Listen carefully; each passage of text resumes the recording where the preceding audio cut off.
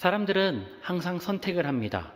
특별히 설 명절을 앞두고서 많은 분들이 설 음식을 어떻게 준비할까 또는 선물을 무엇을 준비할까 생각하면서 저마다 선택을 합니다. 그리고 그 선택을 하기 위해서 저마다 기준들이 있습니다. 그 기준은 사람마다 가격이 중요할 수도 있고요. 품질이 중요할 수도 있고요. 그 다음에 가격 대비 성능, 품질을 따지기도 합니다. 저마다 어떤 선택을 하기 위해서는 기준을 가지고 있습니다. 그런데 신앙생활에도 중요한 기준들이 있습니다. 오늘 우리가 함께 읽었던 로마서 14장 17절은 하나님 나라에 대하여 짧게 이야기하고 있습니다. 14장 17절 다시 한번 제가 읽어드리겠습니다. 하나님의 나라는 먹는 것과 마시는 것이 아니요 오직 성령 안에 있는 의와 평강과 희락이라. 14장 17절을 보면 크게 신앙의 기준이 두 가지가인 것을 알 수 있습니다. 하나님 나라의 가치는 바로 이 본문을 이해하기 위해서는 두 가지를 살펴봐야 되는데요. 첫 번째는 죄인이 따르는 가치, 바로 먹고 마시는 것에 대한 우리의 욕망과 욕심에 대한 이야기를 하고 있고요. 두 번째는 바로 하나님 나라 백성이 따르는 가치를 이야기하고 있습니다. 하나님 나라 백성이 따르는 가치와 정반대로 하나님 나라 백성이 따르지 않는 가치, 이 두 가지에 대하여 오늘 본문은 이야기하고 있는데 이것을 둘 다 설명하기에는 오늘 설교 시간 관계상 다 할 수 없어서 오늘 저는 이 짧은 시간 동안 두 가지 대신에 한 가지 하나님 나라의 반대 가치만 살펴보려고 합니다. 그래서 하나님 나라에 대한 개념 그리고 죄에 대한 개념 이것을 살펴보고 그리고 특별히 구약 성경에 나오는 새 인물에 대하여 살펴보고 마치려고 합니다. 먼저 하나님 나라와 천국에 대한 이야기를 하려고 하는데요. 저 역시 어렸을 때부터 천국에 대한 이야기를 많이 들었습니다. 특별히 돈으로도 못 가요 하나님 나라라는 그 찬양, 어렸을 때부터 그 노래를 부르면서 돈으로도 못 가요 하나님 나라, 그리고 잘생겨도 못 가요, 어여뻐도 못 가요, 힘으로도 갈 수 없고 마음이 착해도 갈 수 없는 그 하나님 나라에 대한 이야기를 많이 들었습니다. 그런데 어느 순간 제가 잘못 알고 있다는 사실을 알게 되었습니다. 어렸을 때 저는 죽으면 가는 나라, 죽으면 갈 수 있는 나라가 하나님 나라라고 생각을 했지만 천국과 천당은 어쩌면 천국과 천당이라는 표현이 사후세계, 죽어서 가는 그것이기 때문에 옥황상제를 떠올리기 때문에 그랬는지는 모르겠지만 그것이 아니라는 것을 깨달았습니다. 나중에 신학 공부를 하고 나니까 천국은 하나님 나라는 죽어서 가는 것이 아니다 라는 것을 나중에서야 깨닫게 되었습니다. 이미 알고 계시는 분도 있지만 하나님 나라는 무엇일까요? 천국은 무엇일까요? 바로 하나님이 왕이 되시는 나라, 하나님이 주인 되시는 나라, 하나님이 판단하시는 나라, 바로 그것이 하나님 나라입니다. 그럼 죄는 뭘까요? 죄라는 개념은 하나님이 주인 되시고 하나님이 판단하셔야 되는데 하나님이 아니라 다른 것, 다른 것이 주인 되고 다른 것이 판단하는 가장 중요한 것이 되었을 때 그것을 죄라고 말합니다. 그럼 죄의 결과는 무엇일까요? 그 죄의 결과는 하나님의 통치 질서가 파괴되는 것을 말합니다. 첫 번째로는 하나님과 우리 인간관계가 다 깨어진 것을 말합니다. 관계가 파괴된 것을 말하죠. 하나님과 우리의 관계가 파괴되었고 내가 생각하는 나 자신, 나 스스로의 나 자신을 인식하는 자의식이 파괴되었습니다. 또한 내가 내 이웃을 바라보는 그 시선과 그 관계가 망가졌습니다. 그게 파괴된 거죠. 또한 우리가 만든 이 사회와 이 문화가 오히려 인간을 공격하고 아프게 하고 힘들게 합니다. 대표적으로는 핵 물질들, 핵 무기들이 그렇죠. 인간의 과학기술은 발전되었지만 하나님이 주신 능력으로 우리가 열심히 노력하였지만 오히려 그 죄악성, 인간의 죄 때문에 그 과학기술이 인간을 오히려 공격하고 아프게 합니다. 또한 이 죄의 결과로 인해서 마지막으로 동물들과 자연들이 인간과의 관계가 다 깨어졌습니다. 대표적으로 지금 이상기후 이런 걸로 우리 수많은 사람들이 고통받고 더욱 힘들어하죠. 여름에는 더워서, 겨울엔 더욱 추워서, 그리고 예상되는 그 계절의 날씨가 아니라 전혀 다른 날씨 때문에 수많은 사람들이 고통받고 힘들어합니다. 자, 그럼 그렇다면 구원은 뭘까요? 구원은 이 깨어지고 망가진 그 모든 것들을 회복하는 것을 말합니다. 깨어진 관계를 회복하는 것, 그것이 바로 구원입니다. 이런 맥락에서 깨어지고 파괴된 것을 회복하는 것이 구원이다. 정리하면 이렇습니다. 하나님 나라는 하나님이 통치하신다라는 뜻입니다. 두 번째, 죄는 하나님의 통치를 거부하는 것입니다. 세 번째, 죄의 결과는 수많은 관계들을 파괴하는 것을 말합니다. 네 번째, 구원은 파괴된 관계들을 회복하는 것이라고 말합니다. 자, 그러면 전도는 뭘까요? 전도는 하나님을 왕으로 섬기는 것을 안내하고 깨어진 관계들을 회복하는 길로 초대하는 것을 말합니다. 하나님 나라에 대한 개념을 이해하면 이 모든 것들을 쉽게 정리돼서 이해할 수 있습니다. 우리가 하나님 나라를 회복해야 된다라는 것은 무엇일까요? 내 옆에 수많은 사람들에게 하나님과의 관계가 깨어지거나 이웃과의 관계가 깨어지거나 누군가의 관계가 깨어진 사람에게 하나님을 주인으로 섬기게끔 초대하는 행위, 그것을 전도라고 말할 수 있고요, 선교라고 말할 수 있고요, 하나님 나라가 확장되는 것이라고 말할 수 있는 거죠. 이걸 또한 바울 서신에 바울이 좋아하는 표현으로 말하면 성령 안에서, 다르게는 성령 충만이라고 말할 수 있습니다. 하나님이, 특별히 우리 안에 계시는 성령님이 주인 되셔서 내 가운데 계시는 것, 항상 나와 함께 하셔서 내 가운데서 주인 되시는 것, 그걸 성령 충만이라고 말하고 하나님 나라가 내 안에 확장되어 가는 것이라고 표현할 수 있습니다. 짧은 시간이지만 되게 어려운 개념들을 설명드렸죠? 어려운 건 다 끝났습니다. 너무 걱정하지 않으셔도 됩니다. 자, 이렇게 하나님 나라는 하나님이 왕이 되신다 라는 이 하나만 가지고 우리가 함께 세 인물에 대하여 구약 성경에 나오는 유명한 세 명을 한번 살펴보려고 합니다. 하나님 나라의 통치를 거부한 사람들의 모습인데요. 이 사람들은 공통적으로 하나님이 아니라 다른 것을 중요하게 생각했습니다. 첫 번째는 아담입니다. 하나님이 세상을 창조하셨을 때 너무나 아름다웠습니다. 하나님이 그것을 보시고 심히 아름답다고 말씀하셨는데, 그런데 문제가 생겼습니다. 여러분들이 잘 아는 아담과 하와가 선악과를 먹었습니다. 하나님의 통치를, 하나님의 말씀을 거부한, 순종하지 않은 아담, 하나님 나라의 가치를, 하나님을 거부한 이 아담이 도대체 무슨 일을 했냐면 선악과를 먹고 나서 그의 반응에서 두 가지 특징이 있습니다. 그의 반응에 두 가지 특징이 있는데요. 첫 번째, 그는 자신이 선악과를 먹었던 그 책임을 아내에게 전가합니다.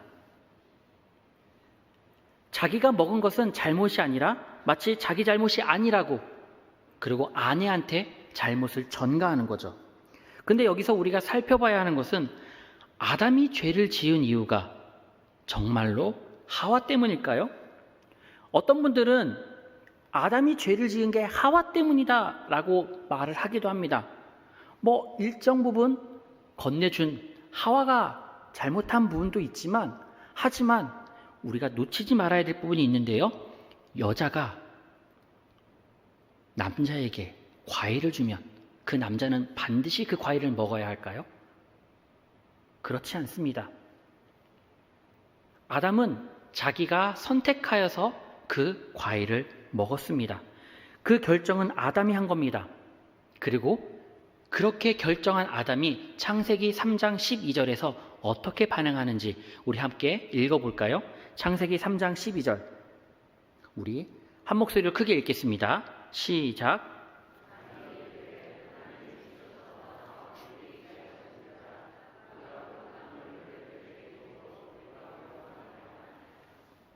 자, 이 부분을 읽으시면서 뭔가 어색한 거 못 느끼셨나요?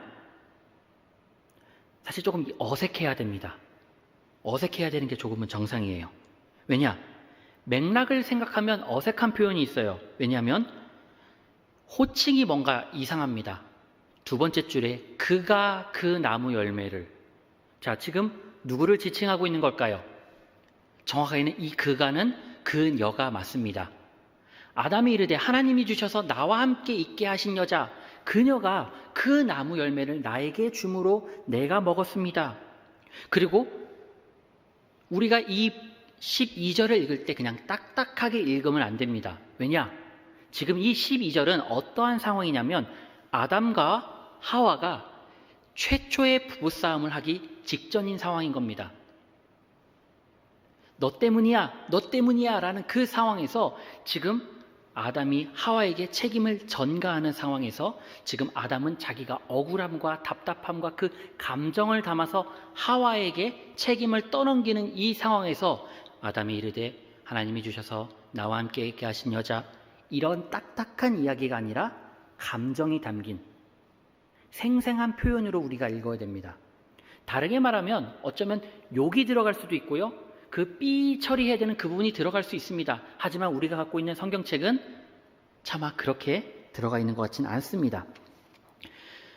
아담의 특징, 아담의 반응의 두 번째 특징이 있는데요. 방금 3장 12절 계속 띄워주시겠어요? 3장 12절을 보면 앞부분에 이상한 표현이 있습니다. 하나님이 주셔서 나와 함께 있게 하신 여자. 이게 무슨 얘기일까요? 이 여자가 어디서부터 왔다고 이야기하는 걸까요? 정확하게는 하나님이 주셔서 나와 있게 하신 여기까지는 사실 꾸며주는 거예요. 불필요한 거예요. 하와가 나에게 열매를 줬습니다. 그래서 내가 그걸 먹었습니다. 라는 표현인데, 그 내용인데 지금 하와를 꾸며주는 표현으로 뭐가 있어요? 하나님이 주셨다라는 것을 굳이 이야기하고 있습니다. 무슨 얘기죠? 아담은 지금 하나님께 책임을 떠넘기고 있는 겁니다. 아담 입장에서 생각하면 이런 거죠. 하나님, 내 아내는 세상에서 유일한 여자입니다. 하나님이 주신 여자예요. 그런데 내가 어떻게 저 여자에게 그거 잘못됐어, 그거 틀린 거야, 어떻게 말합니까? 관계가 깨어질 게 뻔한데, 감정이 상할 게 뻔히 보이는데 제가 어떻게 하와한테 그런 얘기를 할 수 있겠습니까? 그런 말 했다가는 관계가 불편해지잖아요. 어색해지잖아요. 그러니 그냥 제가 먹은 거죠. 게다가 이 여자는 세상에서 유일한 여자인데 하나님이 주셨잖아요. 하나님이 보내주셨는데 제가 어떻게 거절할 수 있겠어요? 라는 식으로 지금 아담은 하나님께 책임을 전달하는 거죠. 본문을 살펴보면 아담의 죄는 무엇일까요? 아담은 지금 무엇을 잘못하고 있는 걸까요? 아담은 하나님이 통치하시고 하나님이 주인 되시고 하나님이 왕이 되셔야 되는 그 자리를 마치 자기가 올라가서 이건 괜찮은 거야, 이 관계는 무너뜨리면 안 되는 거잖아, 하나님보다 아내와의 관계가, 하나님보다 인간관계가 더 소중하기 때문에 하나님을 잠시 밀어두고 하나님보다 인간관계를 더 앞서 내세운 겁니다. 앞선 것입니다. 게다가 주변의 소중한 관계를 위하여서 그에 대한 책임을 회피하고 심지어 남 탓을 한 것입니다. 오늘 이 이야기가 창세기의 그저 옛날 이야기가 아니라 오늘 우리의 이야기이기도 합니다.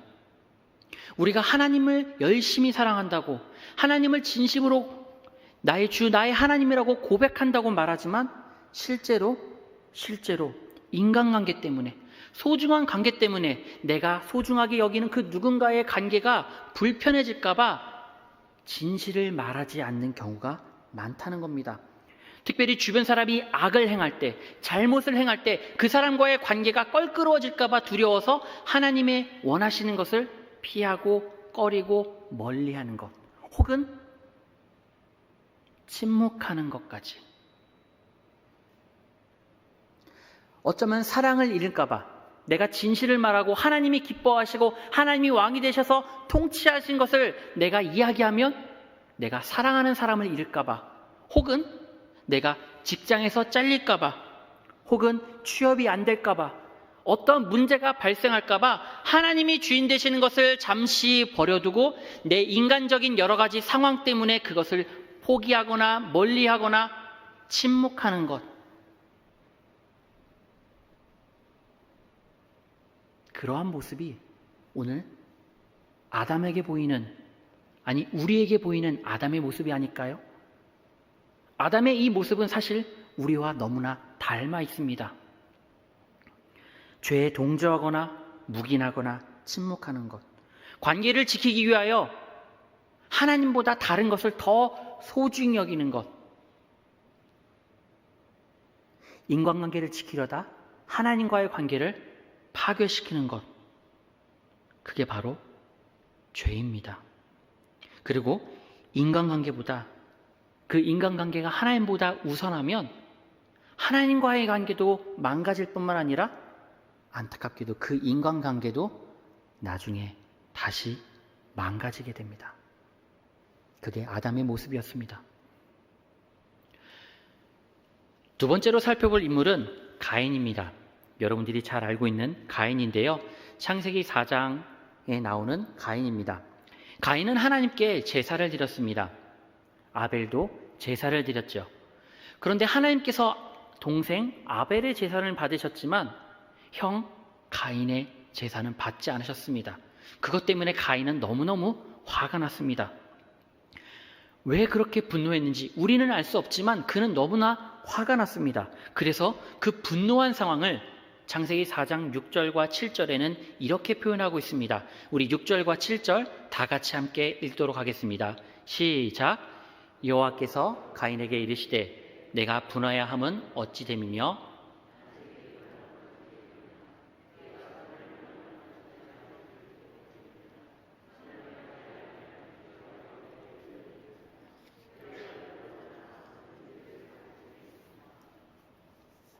하나님은 지금 가인의 마음 상태를 진단하고 계십니다. 넌 지금 왜 화를 내는 거니? 너 열받았다고 지금 나한테 화내는 거야? 그 표시내는 거야? 그걸 드러내고 있는 거야? 너 똑바로 해야 돼. 너 지금 죄 짓기 직전이야. 하나님이 지금 경고하시는 겁니다.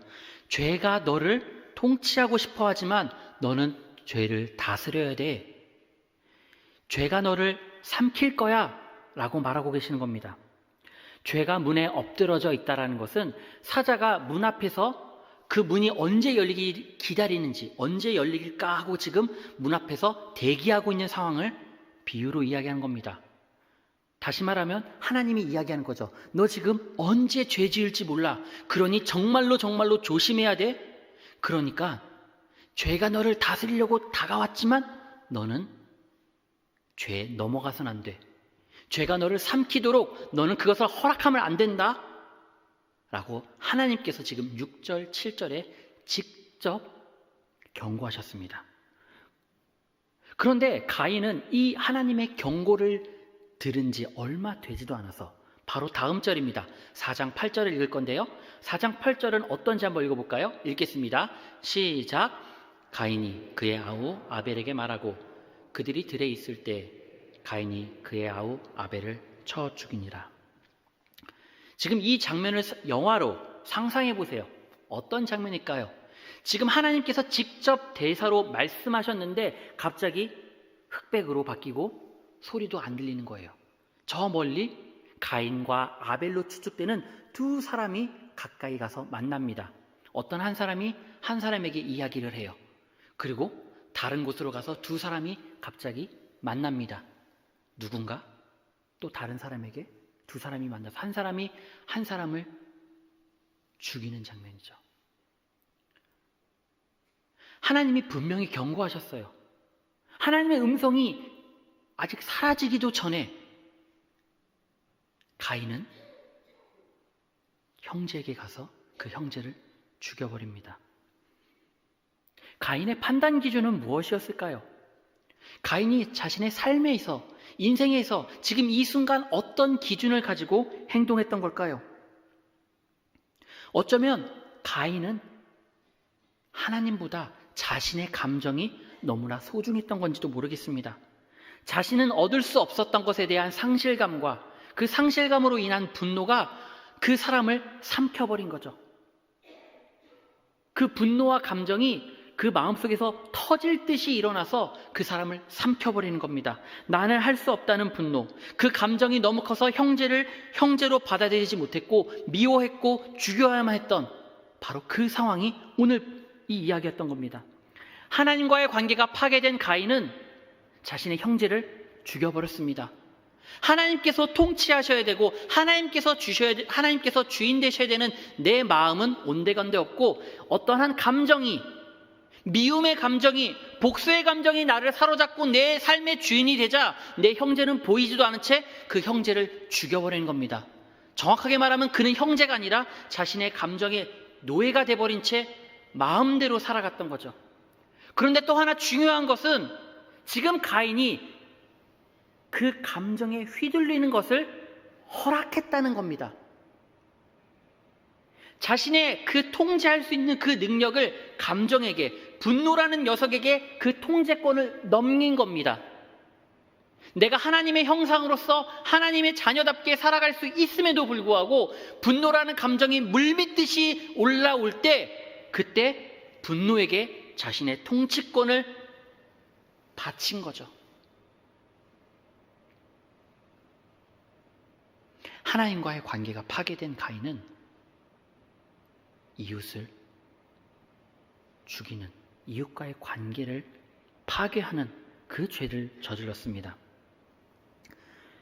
제가 어렸을 때 별명이 삐돌이였습니다. 정말 쉽게 삐지고 그 삐지는 것은 정말 오래 갔습니다. 아마 초등학교 1학년쯤, 아마 8살쯤 됐던 것 같아요. 그때 제가 어머니한테 뭔가를 요구했습니다. 뭔가를 사주세요로 했는지 뭔가를 달라고 했는지. 근데 어머니가 안 된다고 했던 것 같아요. 그게 너무나 서럽고 속상해서 그런지 이불 속에 들어가서 밥도 안 먹고 울고 있었습니다. 그런데 어머니가 또 부르시는 거예요. 종훈아, 밥 먹어라. 몇 번이나 불렀지만 저는 단식 투쟁을 한다는 걸로 이제 제가 삐졌다는 것을 어머니한테 호소하고 보여줬던 거죠. 몇 번이나 부르시고 마지막으로 말한다. 나와서 밥 먹어라라고 어머니의 그 이야기를 들었을 때 제가 말했습니다. 나 밥 안 먹어! 8살 아이가 자신의 삐진 거를 표현하기 위하여서 그렇게 엄마한테 소리치고 짜증내는 그 모습. 상상해보면 한편 귀여울 수 있지만 어린 아이조차도 자신의 감정, 그 분노의 감정으로 자신의 통제권을 넘기기도 한다는 겁니다. 사람이 죄를 지을 때 자신의 감정이 가장 중요하다고 생각하거든요. 그 감정의 힘으로 행동하거든요. 알면서 자신의 감정을 내어 던지는 거예요. 그 감정에 자신을 던지는 거죠. 그래서 감정을 폭발시켜서 터뜨려서 그 분노의 감정으로 더 큰 것을 이룰 수 있다고 이야기하지만 실제로는 그렇지 않습니다. 내 감정 때문에 상대를 해코지하거나 복수하려고 하는 경험 혹시 없으신가요? 하나님의 통치를 받는 것이 아니라 분노, 미움, 그런 감정의 통치를 받고 계시진 않나요? 세 번째로 살펴볼 사람은 라멕이라는 사람입니다. 어쩌면 많이들 알고 계시겠지만 우리는 라멕이라는 사람을 너무나 쉽게 지나가는데요. 제가 생각하기에 이 라멕이라는 사람은 죄가 얼마나 무서운지 보여주는 사람입니다. 창세기 4장입니다. 창세기 4장 23절과 24절을 라멕이 어떤 사람을 어떤 행동을 했는지 우리 같이 한번 읽어볼까요? 23절과 24절입니다. 시작. 라멕이 아내들에게 이르되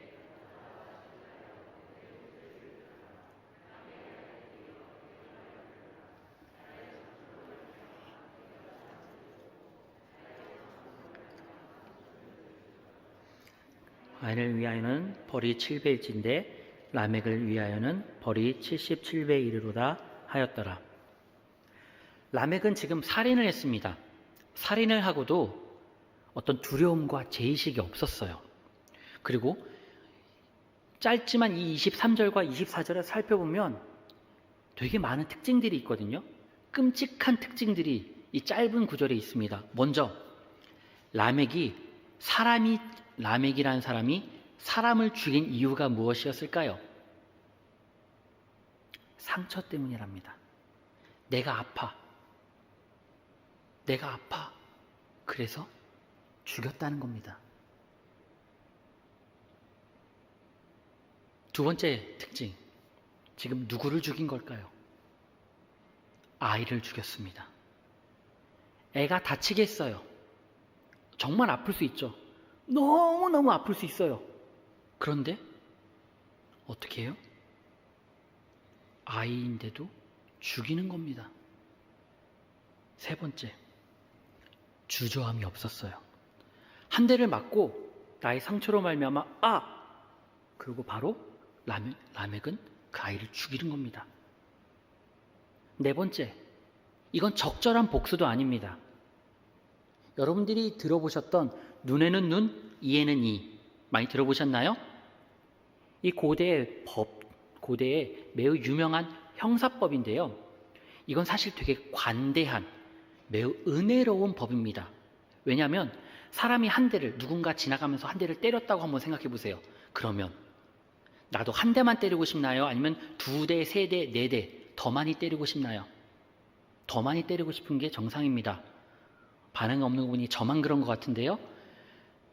사람은 내가 당한 게 있으면 딱 똑같이 하고 싶은 게 아니라 몇 배를 더 복수하고 싶거든요. 그런데 눈에는 눈, 이에는 이는 지금 딱 똑같이 네가 당한 만큼만 갚아주라는 고대의 법입니다. 그런데 지금 라멕은 어떻게 하죠? 상처를 입었어요. 그럼 적어도 상처를 주는 정도까지는 가야죠. 그런데 아이에게 죽음으로써 그 보복을 한 겁니다. 복수를 제한하려고 1대1로 교환하는 그 고대 형사법은 무시한 채 더 큰 복수를 감행한 거죠. 그리고 23절과 24절이 끔찍한 이유는 우리 한글 성경에는 이 뉘앙스가 나와 있지 않지만 23절과 24절은 노래입니다. 그냥 이야기가 아니에요. 23절과 24절은 노래예요. 아이를 죽여놓고 가족들을 불러냅니다. 자기 가족들을 다 불러내서 당시의 최첨단 미디어와 악기들을 다 동원해서 만들어낸 노래예요. 그리고 그래서 성경에 등장한 첫 번째 노래가 살인자의 노래인 겁니다. 자신의 죄악을 영웅담으로 미화하는 그게 23절, 24절이죠. 라멕은 죄책감을 가지지도 않았어요. 그리고 라멕은 지금 하나님을 조롱하고 있습니다. 24절을 살펴보시면 알 수 있는데요. 가인을 위하여는 벌이 7배일진데 라멕을 위하여는 벌이 77배다. 무슨 얘기냐면 가인이 아까 살인을 저질렀잖아요. 근데 그 살인을 저질렀던 가인은 자신이 살인을 저질렀다는 것 때문에 너무나 무서웠어요. 그래서 다른 사람이 혹시 또 자기를 죽이는 거 아닐까 하는 대인공포증 같은 그런 무서움에 빠져 있었거든요. 그래서 하나님이 가인에게 약속하십니다. 누군가 가인을 죽이면 하나님이 7배나 더 큰 복수로 갚아줄 거다. 하나님이 그 위로의 이야기를 해주시거든요. 그런데 지금 라멕은 뭐라고 말해요? 가인을 위하여서는 하나님이 벌이 7배이 될지 모르겠지만 라멕을 위해선 77배나 된다 라고 패러디하는 겁니다. 하나님의 말씀을 패러디하여서 자신의 살인을 정당화하고 누군가 자신을 공격하는 것에 대하여 더 크게 협박을 하는 것이 지금 라멕의 이야기인 겁니다. 지금 라멕은 자신이 조금 입은 상처 가지고 더 크게 화를 내고 더 큰 복수를 감행하고 더 큰 모든 것으로 사람들에게 협박하는 죄를 지금 짓고 있는 겁니다. 라멕의 죄, 라멕의 살아가는 그 가장 중요한 기준은 무엇이었을까요? 라멕은 내가 조금이라도 손해보는 건 참을 수 없는 겁니다. 내가 조금이라도 아프면 절대 참지 않고 더 크게 복수하고 더 크게 갚아줘서 내가 이 세상에 얼마나 대단한지 사람들 앞에 보여주겠다는 그런 당당함을 가지고 있는 그런 사람입니다.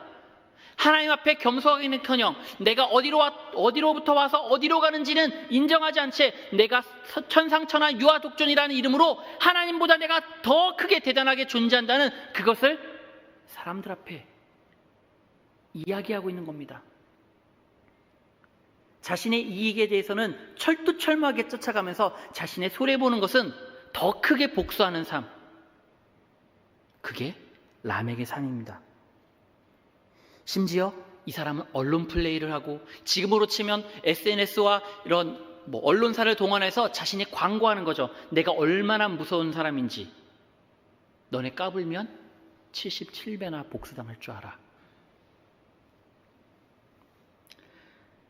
사실 앞에 있던 아담과 가인에 대해서는 우리와 많이 맞닿아 있는 부분이 있어서 적용을 했지만 성도님들께 라멕과 같은 것이 있으십니까? 라고 묻기도 참 무섭습니다. 람에게 죄가 너무나 무섭거든요. 그런데 우리 자신이 내 생각과 내 이익과 그것을 너무나 중요한 나머지 다른 사람의 고통과 불편함은 외면하는 경험, 혹시 그런 적은 없으신가요? 라멕과는 똑같지 않을지 모르겠지만 우리가 지금 당장 내 눈앞에 보이는 어떤 이익을 위하여서 그것을 위해 돌진하느라 누군가 죽어가고 누군가 아파하고 누군가 눈물 흘리는 것을 외면하고 있다면 혹시 그것이 람에게 죄는 아닐까요?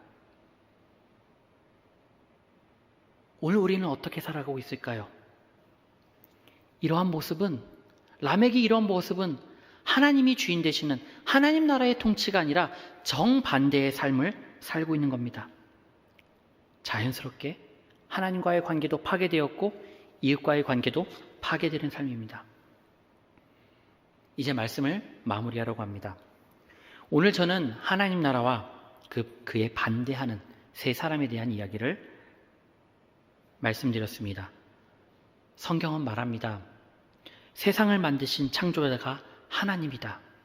그리고 그분의 음성을 듣고 그분을 주인으로 섬기는 것이 하나님 나라다. 세상의 통치자와 재판장으로 하나님을 섬겨야 한다. 그것을 거부하는 것은 죄이다. 그 죄 문제를 해결하기 위하여 이 땅에 예수 그리스도께서 이 땅에 오셨다.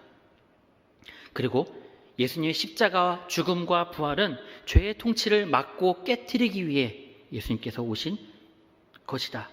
더 이상 죄악이 통치하는 나라가 아니라 하나님의 통치를 위하여서 예수님께서 십자가에 달려 죽으셨습니다. 오늘 우리는 어떠한 기준으로 살아가고 있습니까? 하나님을 주인으로 섬기고 있습니까? 아니면 인간관계에 끌려 자기 책임을 회피하며 살고 있습니까? 아니면 감정이 우리의 행동을 다스리고 있습니까? 아니면 내 유익을 위해 하나님을 거부하고 수많은 사람들의 눈물과 고통을 외면하고 있지는 않습니까? 오늘 우리가 따라야 할 것은 무엇일까요? 하나님이 우리 삶의 참된 주인이 되셔야 됩니다. 그렇게 하나님 나라 그것이 회복될 때, 하나님 나라가 확장되어 갈 때 내 삶에서부터 하나님과의 관계가 회복되어지고 이웃과의 관계가 회복된다면 자연스럽게 하나님 나라가 확장되기 시작합니다. 단순히 말로만 예수 믿으세요가 아니라 내 삶에서 하나님 나라의 가치가 드러나야 합니다. 말로만 예수 믿으세요가 아니라 우리의 삶으로 하나님을 전파하지 못한다면 그것은 헛되고 공허한 소리가 될 뿐입니다. 오늘 이 시간 우리 함께 기도했으면 좋겠습니다. 하나님께서 잠깐 찬송하고 기도할 건데요. 하나님께서 우리 성도님들 가운데 하나님 나라를 온전히 따르고 그 뜻대로 살아가는 그 은혜를 주시기를 주님의 이름으로 축원합니다. 아멘.